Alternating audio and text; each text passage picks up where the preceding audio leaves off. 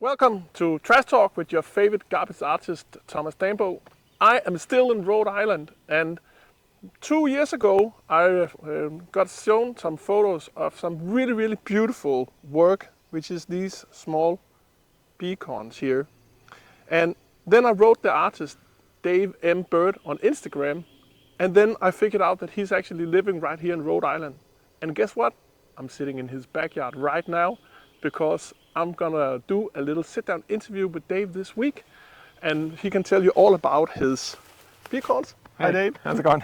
Thanks for having me. Yeah, thanks for coming. Maybe you can explain what this is. Sure. Becorns are little characters that I make out of acorns and sticks, and then I put them outside in the woods, and I usually use food or whatever I can think of to entice the animals to come over and interact with the becorns, and then I photograph them. So I did get a bird to jump on his stick using some jelly. It was an Oriole. Yeah. Yeah.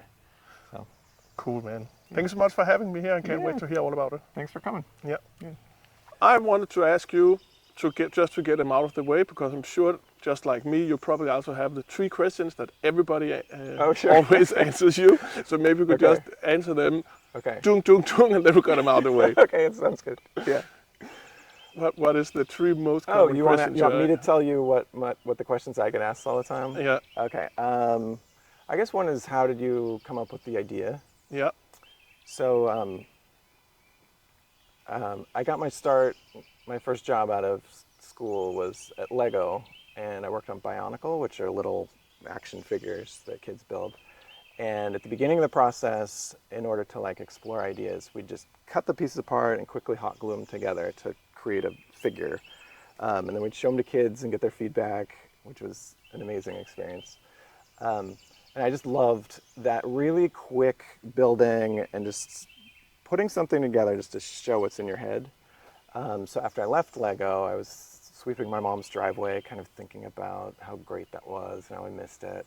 And I looked down at my feet and I was like, oh my God, that stick looks like a bug's face and the leaves look like wings. And it's so I snatched them up and grabbed a hot glue gun and built a little bug. And then that was sort of the aha moment. Yeah. Yeah. And the photography came much later. At the time, I just It's a great little origin story. It is. Yeah. It's actually true too. It's yeah. So in that one moment, I realized all that I'd learned at Lego in terms of sort of visual storytelling, because at Lego we'd sort of design for the front of the box to tell a story, have good guys and bad guys, and they're fighting over gold or whatever it is. I realized all of that I can just apply to this other world. Nice. It's nice to have those brief moments of inspiration can then just affect your whole life, right? Right. Yeah. Just sends your whole life in a new direction. Yeah. Yeah. But well, it's also all the work you put into it, and then all of a sudden you find yourself as now I'm the troll guy, and I didn't know I would be able to be the troll guy, but it feels nice to be that because other people appreciate it, and then you keep adding more and more ideas to it and more work, right? Right. Yeah. But I think it could have been many things. Right. Yeah. Yeah. I saw for you, you've done so many different things along your way, and then it's suddenly one thing sticks, and it's I guess I'll keep doing this for a little while. This is fun. So Aristoc Akion asks, how are you? Aristoc, how are you doing? How are you? How are you doing? Yeah. Well, I'm great. I'm happy to be here. It's the first nice summer day, I think you can say, of here. So we are here 3 weeks to build, and we overcome the hurdle, and I can see the deadline. So I feel really happy to be here. Yeah. The question that I had from the big deal that I think was the best question I had. Okay. It is, who would win, a troll or 1,000 beacons? I actually got that same question. Oh, you got it also? Yeah, I wonder if it's the same guy. Actually, let me look. It must be, because it was the big deal. The big deal. Yeah. Yeah, so he must follow us both. Okay. Yeah. Well, I've actually given it some thought. Yeah. Have you? Yeah, a little bit, yeah. So, first of all, they wouldn't actually fight, I think. I mean, they're peaceful. I'm assuming the trolls are peaceful. I mean, they're sort of representatives of humankind, right? Yeah. Is that right? Is that true? For me, the trolls are they're the unspoken voice of the plants and the animals. What would the plants and animals say if we could understand what they're saying when they're talking about the humans? Okay. Oh, well, yeah. So they wouldn't fight. No. but let's say they were in a fight, Yeah. because So I think, well, what would your strategy be as a troll in the fight? Yeah, well, the trolls are not like super smart.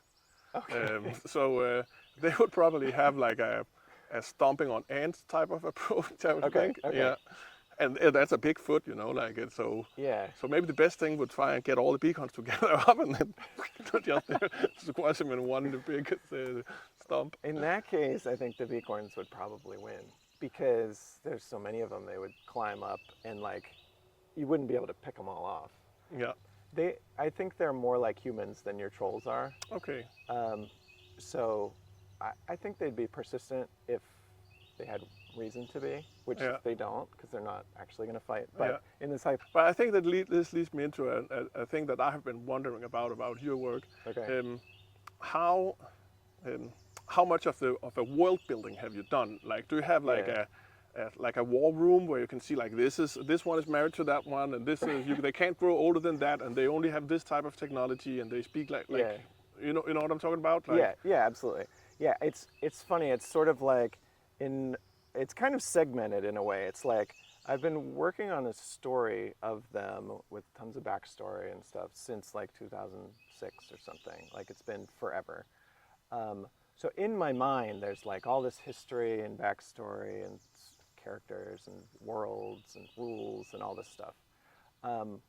But then actually what I produce, since I haven't written that story, what I actually produce is photos of them interacting with, chipmunks and birds and stuff, which doesn't totally align with the whole story in my head. I mean, it doesn't go against it, but it's not perfectly aligned with it. people always ask me like, can you do a troll that has a big mobile telephone and then it's Yeah, advertising for this? And then I'm like, no, because Yeah. we don't have big mobile telephones, and the trolls wouldn't know how Yeah. to use how to use them. Yeah. Right. Yeah. Yeah. So I think a lot of my sort of world building informs the photos I take, but I don't always hold myself strictly to it. But to your point, they don't have technology that they use. So, Yeah. Yeah. In my mind, everything they use, they grow, and they live in a sort of fantastical world where they can grow lots of things. So. And so are they then vegan? I think they eat berries and nuts and stuff like that. Yeah. Yeah. Yeah. They could probably eat an insect or two. So I guess that makes them a Yeah. little bit, I guess, omnivorous, right? Yeah. Well, the trolls, they are vegetarian, but they eat human. Oh, they eat humans. Yeah. Okay. They'll eat humans if it's bad humans, then they'll eat them. Well, they're trying to protect the environment, so Yeah. that makes sense. Right? Yeah. Yeah. But do you leave any of your work inside for people to find it, or do you bring it all home again? I do leave them outside on accident sometimes. I just forget to take them home, and I accidentally leave them in the woods sometimes. Yeah. and then they're usually gone. But I try not to, because I reuse them.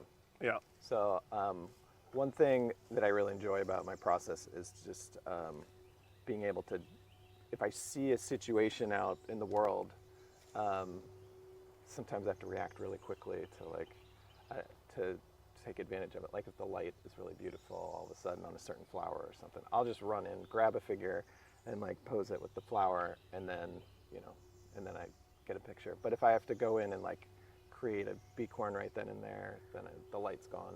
Yeah. So yeah, it's really helpful to me to reuse the figures. Yeah. Yeah, I used to give them away to friends, and then I realized like, actually, I need to stop doing that. So Because you like to keep them. yeah, it's really helpful to keep them and Yeah. reuse them, and it's so fun for me to see how different figures get used in different ways. So I built a figure. He's sort of like I built him to be hugging this like tree dog creature thing, and then I ended up using him he's like climbing over the top of a tulip, and he was also like peering into a bird's nest, and what else? I think I don't remember what else, Yeah. but anyway, it's really fun for me to like see how one pose can be so useful and sort of be used to tell different stories. Yeah. I have some of the same because my work then stays outside throughout the seasons, you know. Right. And then on Instagram or on Facebook, and then I'll see all the photos that people upload. You know, now it's snowing, and now the leaves are red, and now it's stormy, and now it's in the middle of the night, and with long exposure, and all the stars they show, or all the different weird things people will do. You know, like people who do like some cosplay things, and then they'll go out with angel wings on and flap, or music videos, or you know, all these different things. Like I've seen so much at this point, you know. So that's always nice for me to like look at the hashtag and then like scroll through and see what's come up now, you know. Yeah, so it's like you put it out there and it sort of takes on a life of its own. Huh? Yeah. Yeah, that must be really fun. That's kind of the dream of any artist, right? Is to do your work and then sort of it comes to life. It lives beyond you. Yeah. Right. So I think that's one of the places where it's a lot different, our work, because you're, as I understand it, like you focus a lot on the photo itself. Yeah. Which I should probably also do, but I just feel like my job is done when I built the sculpture. Well, yeah. Now it's done. That makes sense. Yeah. Yeah. Yeah. I mean, it's a different end product, I think. Yeah. For me, the photo is the final product. Yeah. It's not the actual figure. So I got a lot of questions about where do you get your wood, and what kind of wood do you like to work with? Yeah. So. Like I try and make my sculptures as high a percentage recycled wood as possible, and really try to take pride in that. And I try to not buy things, and we try to make them clean so that they don't pollute the environment they're in, both now but also later. And of course, sometimes there'll be like some engineering that requires that we have to use metal, or that we have to use new wood, because different places in the world you have different laws about what you can actually build with recycle, because it might not have the same certification or quality stamp that something that's new would have. But I think that over the now 130 sculptures, we probably have a number that is like over 90% of the amount of wood that we've used that is something that had been something else before. And I think that we've taken apart, with the help of volunteers, over 20,000 pallets. Wow. So it's a lot of pallets. Yeah.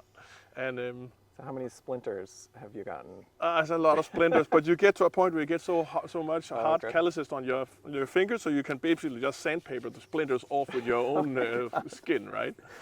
So how much planning are you doing ahead of time to build these? I mean, if you're reacting based on the materials you have. Well, personally, I like to not do any planning at all. So that's how everything started. It was that I would just be like, no, you don't get any sketches, you can't do anything like that. I'm just going to show up and then figure out what I'm building. Wow. But then you start to have to get permits, and the prices, they all of a sudden go up, so that people, they actually want to know what they're getting. And so now it's always a little bit of a push and pull, but I try and limit it, because it's just, I think it's fun to be able to have some free room when you're building it. And I think it's also really fun for my crew that they don't have like a perfect recipe that they have to follow like to every point, because it makes it a little bit boring to build. But if there's some room for freestyling, and also often we find ourselves in a compromise between, like, the arm needs to be that long, but it can't support this thing that it's holding, and so it's always becomes these compromises of like what's possible and what we can allow within the deadline, and what is the vision, and often you don't understand that before you're actually standing there with the material in your hand, because all of them are different, right? Right. Yeah. Okay. But I wanted to ask you, what would you do different if you were me? Oh, I was actually thinking that too. What would I? Well, I couldn't do what you do. I mean, I think I would have a really hard time with such a big team. I mean, I work by myself, controlling every little thing. One little tip I have is when I build my characters, I cock their head a little, and they look thoughtful. Yeah. And all it takes is like, you just glue the head on slightly angled, Yeah. you know? And it just like brings them to life. Not that you have a problem like making your stuff look alive. We always try to not achieve symmetry, right? But just to give it life. But you know, the human mind also looks at a symmetric face its whole life when it grows up, right? So we also want to have symmetry. So it's always a little bit of a push back and forth on that one. Right. Yeah. Do you have an idea for a troll you think I should make? Oh, okay. I haven't thought of it. Let me give it some thought. And I don't think I've seen all the trolls you've built. Like No. Have you done any with like hair that's plants, like growing vines or something? We've tried to do it, but it is a little bit, Yeah. it's a little bit uncontrollable, right? Because then it has to be watered.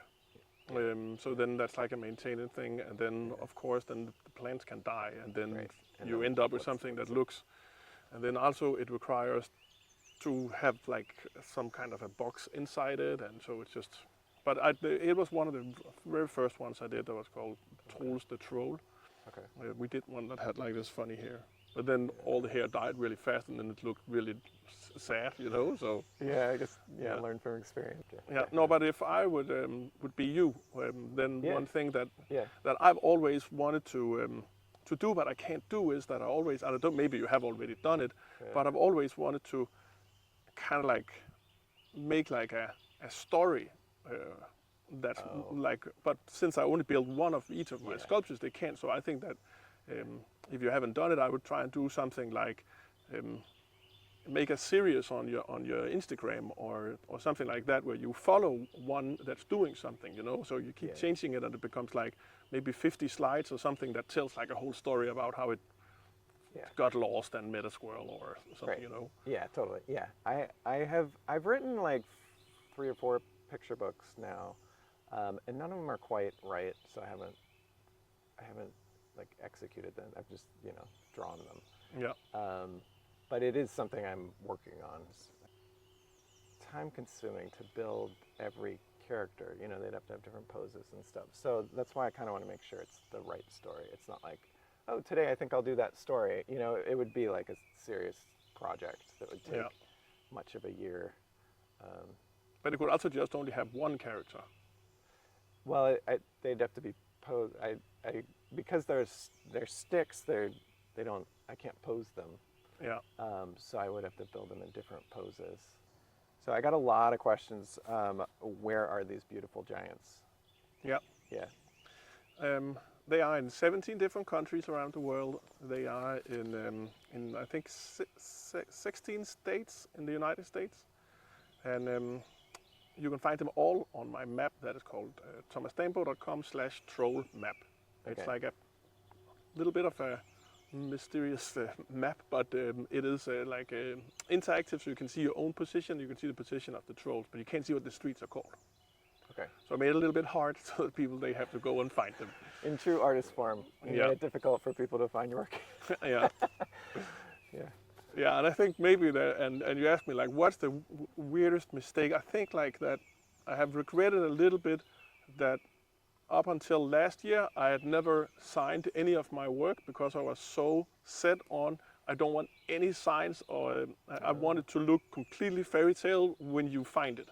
Interesting. Yeah. But it has also just meant that people have had a hard time finding me, right? Oh, interesting. Yeah. Yeah. Oh, So yeah, now they- I have a little sign like on a rock with a little aluminium sign like this. Yeah. But then the sign just looks a little bit like, doesn't quite fit.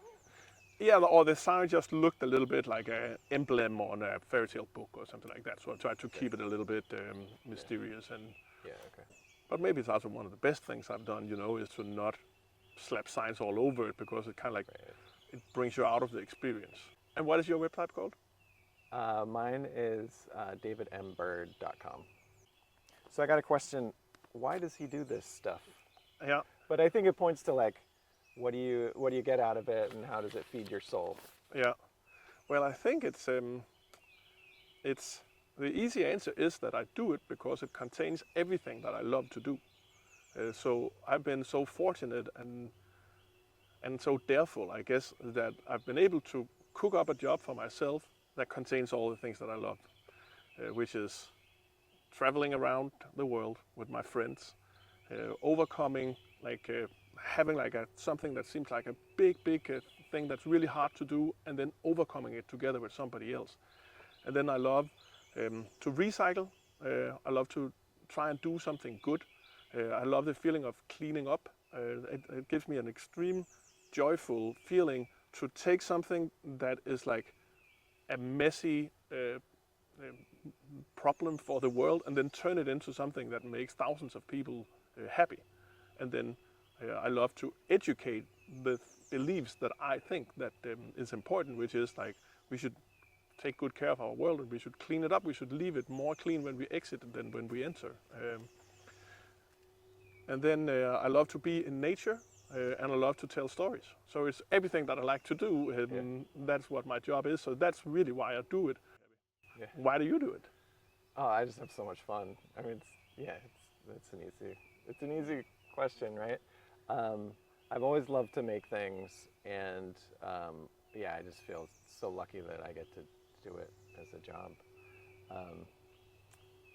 And sort of I didn't expect it, but it's really brought me closer to nature. I mean, I came at from the point of view of just I like to build things, but I found that when I go out and sort of wait for birds to come or chipmunks or whatever, and really like observe their behaviors, sort of realize that they have their own lives that are just as rich as ours. Like right in our backyard, there's all this stuff going on that we're just oblivious to.